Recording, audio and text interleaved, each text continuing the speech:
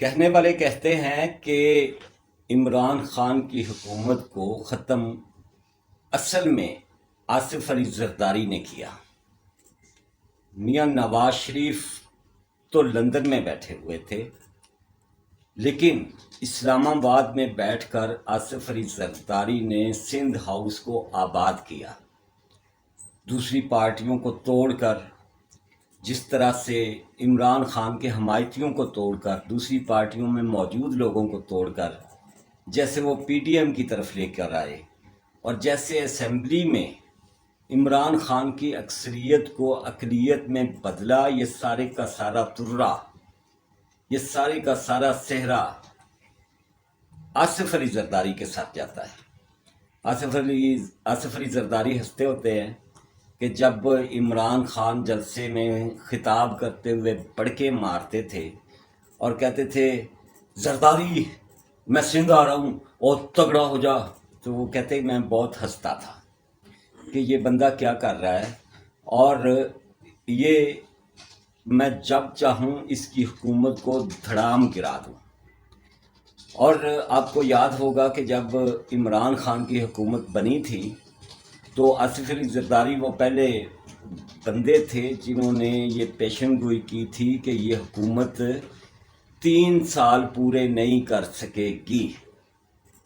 آصف علی زرداری نے جس طرح سے محنت کی پی ڈی ایم کی طرف رہ کر، پیپلز پارٹی حالانکہ پی ڈی ایم کا حصہ نہیں تھی، اس کے باوجود کہنے والے کہتے ہیں کہ جو محنت آصف علی زرداری نے عمران خان کے خلاف کی وہ کسی اور کے حصے میں نہیں آئی۔ اگر عمران خان کی حکومت قائم رہتی تو نہ general Asim Munir chief of army staff بنتے، نہ justice Faez Isa chief justice of Pakistan ہوتے، نہ میاں نواز شریف لندن سے آتے، نہ انہیں کلین چٹ ملتی، اور نہ یہ سارے کا سارا کھیل جس طرح سے اب ہو رہا ہے یہ ہوتا۔ یہ پورے کا پورا کریڈٹ آصف علی زرداری کو جاتا ہے، جنہوں نے عمران خان کی حکومت توڑی اور وہ اس وقت جیل میں ہیں۔ لیکن آپ نے وہ بات سنی ہوگی روسی رن والی کہ روسی رن جدوں اپنے موڑ تے آ جاندی ہے نا تو پھر وہ مانتی نہیں۔ اسی طرح سے آصف علی زرداری روسی رن کا کردار اس وقت ادا کر رہے تھے۔ پیپلز پارٹی کے کچھ لیڈرز تھوڑا بہت اس حکومت کے خلاف یا جو سیٹ اپ بن رہا ہے لیول پلینگ فیلڈ کے حوالے سے کوئی نہ کوئی مطلب سڑی بسی جی گل کر لیندے سی، لیکن اندر کھاتے ان کے زخم نہیں بھر رہے تھے کہ یہ سارا کھیل ہم نے رچایا اور ہمیں ہی پکڑ کر باہر نکال دیا گیا۔ لیکن کہنے والے کہتے ہیں کہ یہ کہنے والے جو ہے نا، یہ آپ سمجھ رہے ہوں گے، جو میں بار بار کہنے والے کہتے ہیں خیر، یہ آپ سمجھ رہے ہوں گے کہ وہ کون لوگ ہیں۔ وہ کہتے ہیں کہ ہم کسی صورت آصف علی زرداری یا پیپلز پارٹی کو اس گیم سے باہر نہیں رکھ سکتے، اسی لیے ایک طیارہ اڑا، سرکاری طیارہ، خصوصی پرواز روسی رن کے لیے اڑی، دبئی گئی، اور روسی رانی یعنی آصف علی زرداری کو اس طیارے میں بٹھا کر اسلام آباد لایا گیا۔ اسلام آباد لایا گیا اور انہیں کہا گیا کہ جب تک نیا الیکشن نہیں ہو جاتا، جب تک یہ سارے کا سارا جو ہم نے پلاننگ کی ہے اس حساب سے یہ سارا معاملہ نہیں ہو جاتا، آپ اسلام آباد سے باہر نہیں جائیں گے۔ اگر آپ نے کراچی، لاڑکانہ یا نشیر و فروز جانا بھی ہوا تو بس 1 آدھ دن کے لیے، اس کے بعد آپ نے واپس اسلام آباد آ کے یہاں بیٹھ جانا ہے۔ وہ آپ جانتے ہیں نا کہ ہمارے دیہات میں یا متوسط طبقات میں جہاں بھی کوئی شادی ہوتی ہے یا کوئی بھی اس طرح کا فنکشن ہوتا ہے تو کہتے ہیں سیانے بندے نو اگے کرو۔ تو یہ سیانا بندہ جو ہے وہ لا کے اسلام آباد بٹھا دیا گیا ہے، اور یہ خصوصی پرواز جو گئی ہے دبئی، وہ آصف علی زرداری کو یہ کہہ کر واپس لائی ہے کہ آئندہ وزیر اعظم نواز شریف ہوں گے اور آپ صدر پاکستان. اس حوالے سے میں نے اپنے ایک پچھلے ولاگ میں بھی ذکر کیا تھا کہ میجر جنرل فیصل نصیر کے بیٹے کی شادی تھی، جس میں سب سے زیادہ پیپلز پارٹی مہمان کے طور پر وہ اس شادی میں شریک تھی. پھپھو، بلاول کی پھپھو فریال تالپور، سابق سندھ کے وزیر اعلیٰ عبداللہ شاہ کے بیٹے، اور یہ جو ہے شرجیل میمن، ناصر حسین اور بلاول بھٹو زرداری، یہ سارے کے سارے اس شادی میں شریک تھے. اور وہیں chief of army staff general Asim Munir بھی شرکت کر رہے تھے. اور کہنے والے پھر کہتے ہیں، کہنے والے کہتے ہیں کہ وہاں فریال تالپور صاحبہ اور جنرل سید عاصم منیر کے درمیان ایک لمبی ملاقات ہوئی، اور اس ملاقات میں کچھ باتیں، کچھ چیزیں طے کی گئیں. یہ احوال ہے آصف علی زرداری کی پاکستان واپسی کے حوالے سے. یہ ایک انہونی خبر کے طور پر آپ اسے لے سکتے ہیں، لیکن یہ ایک فیوچر کی جو پوری منصوبہ بندی ہے، یا فیوچر کا جو پورا سیٹ اپ ہے، وہ یہ خبر اپنے اندر سموئے ہوئے ہے. پنجاب مسلم لیگ نون کے حوالے، وزارت عظمیٰ مسلم لیگ نون کے حوالے، کے پی مولانا فضل الرحمان کے حوالے، اور کشمیر کمیٹی کی چیئرمینی بھی مولانا فضل الرحمان کے حوالے، بلوچستان باپ پارٹی کے حوالے، اور سندھ پورا پیپلز پارٹی کے حوالے. جیسے 15 سال سے مسلسل ان کی حکومت پیپلز پارٹی کی وہاں ہے، اسی طرح سے اگلے الیکشن کے بعد بھی پیپلز پارٹی کی حکومت وہاں ہوگی، اور صدر پاکستان جناب آصف علی زرداری ہوں گے. یہ پورا ایک تہلکہ ہے اس خبر میں. اور دوسری طرف یہ کہا جا رہا ہے کہ صرف general Asim Munir chief of army staff ہی آصف علی زرداری کو پاکستان لے کر نہیں آئے، یا ان کا احسان نہیں سمجھا صرف انہوں نے، بلکہ ساتھ ہی ساتھ میاں نواز شریف نے جو معاہدہ ہوا تھا بی بی بے نظیر کے ساتھ، شہید بے نظیر بھٹو کے ساتھ، میثاق جمہوریت کا معاہدہ، اس کو آگے بڑھایا ہے. اور میاں نواز شریف نے اپنے آنے سے پہلے یہ شرط رکھی تھی کہ اگر میں آؤں گا اور اگر میں وزیر اعظم پاکستان ہوں گا تو پھر آصف علی زرداری اس ملک کے صدر مملکت ہوں گے. ہمارے پرانے معاہدوں کے تحت یہ نیا معاملہ بھی آگے چلے گا.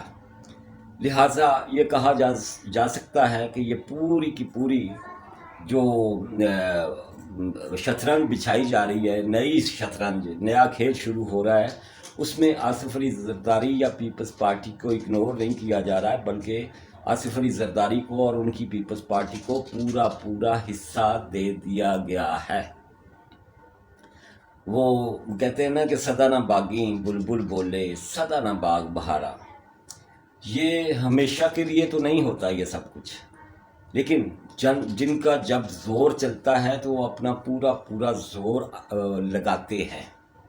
عمران خان جب اس ملک میں حکمران تھا تو جس طرح سے ان لوگوں کو رگید رہا تھا آپ کے سامنے ہے. قمر جاوید باجوہ اور جناب فیض ان لوگوں کے ساتھ جو ان کا حشر کر رہے تھے وہ بھی آپ کے سامنے ہیں. ابھی کل ہی کی باتیں ہیں ساری کی ساری.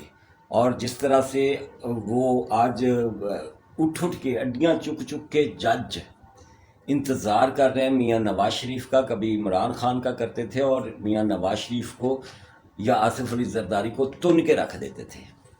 یہ وقت بدلتے دیر نہیں لگتی، اور اسی لیے کہا جاتا ہے کہ یہاں بادشاہی جو ہے وہ ہمیشہ میرے رب کی ہے. میرے رب کے علاوہ یہاں کسی کے پاس کسی بھی طرح کی کوئی بادشاہی نہیں ہے. یہ چند دنوں کی، چند سالوں کی چٹکی بجاتے یہ حکومتیں ختم ہو جاتی ہیں، اور جو جیلوں میں ہوتے ہیں وہ باہر آ جاتے ہیں، اور جو باہر ہوتے ہیں وہ جیلوں میں ٹھونس دیے جاتے ہیں. کاش ہمارے ملک میں یہ سلسلہ ختم ہو اور یہاں صحیح جمہوری دور جو ہے جس کا خواب ہمارے بڑوں نے بھی دیکھا، اس کے لیے قربانیاں دیں، اس کے لیے کوڑے کھائے، پھانسیاں چڑھے، وہ دور واقعی پیور جمہوری دور واپس آئے جو چند سال ذوالفقار علی بھٹو کی حکومت کے دوران دیکھا گیا. لیکن لگتا نہیں ہے کہ جہاں اس طرح کی بساط بچھائی جاتی ہے، جہاں بار بار شطرنج کے پیادے جو ہیں وہ تبدیل کیے جاتے ہیں اور گھوڑے بگائے جاتے ہیں، اور جس طرح سے کنگ کو زیرو اور زیرو کو ہیرو کیا جاتا ہے، یہ عجیب و غریب گیم کا سلسلہ ہمارے ملک میں جاری و ساری ہے اور رہے گا. ہمارے ملک میں جہاں ہم اپنے ملک کے خیر خواہ ہیں، وہاں بہت سے ایسے بھی ہیں کہ جو کہتے ہیں کہ فلاں کے جلسے میں بم چل جائے سارے مر جائیں. کوئی کہتا ہے کہ اس پہ پاکستان پہ انڈیا حملہ کر دے تاکہ عمران خان چھوٹ جائے. یہ حالات ہیں ہمارے.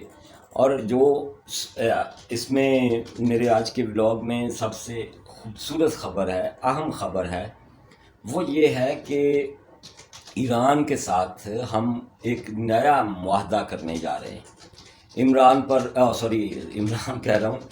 پر آپ جانتے ہیں کہ امریکہ نے اقتصادی پابندیاں عائد کی ہوئی ہیں اور اس کی تجارت بڑی محدود ہے، اسی لیے اس کا پیٹرول بڑا سستا ہے. پیٹرول کا معیار وہی ہے جو کہ عالمی منڈی میں ہوتا ہے، ذرا سا اس سے کم ہے، لیکن وہ اعلیٰ ترین پیٹرول ہے اور اچھی طرح سے ریفائن اگر کر لیا جائے تو وہ عالمی منڈی کے معیار کے عین مطابق وہ پیٹرول ہے. یہاں چوری ہوتا رہا، اسمگل ہوتا رہا، بعض لوگ ارب پتی ہوتے رہے، اور وزیر داخلہ سرفراز بگٹی کے بقول اسمگلنگ میں ہماری پاک افواج سے لے کر سویلینز تک، سیاستدانوں تک بہت سے لوگ ملوث رہے.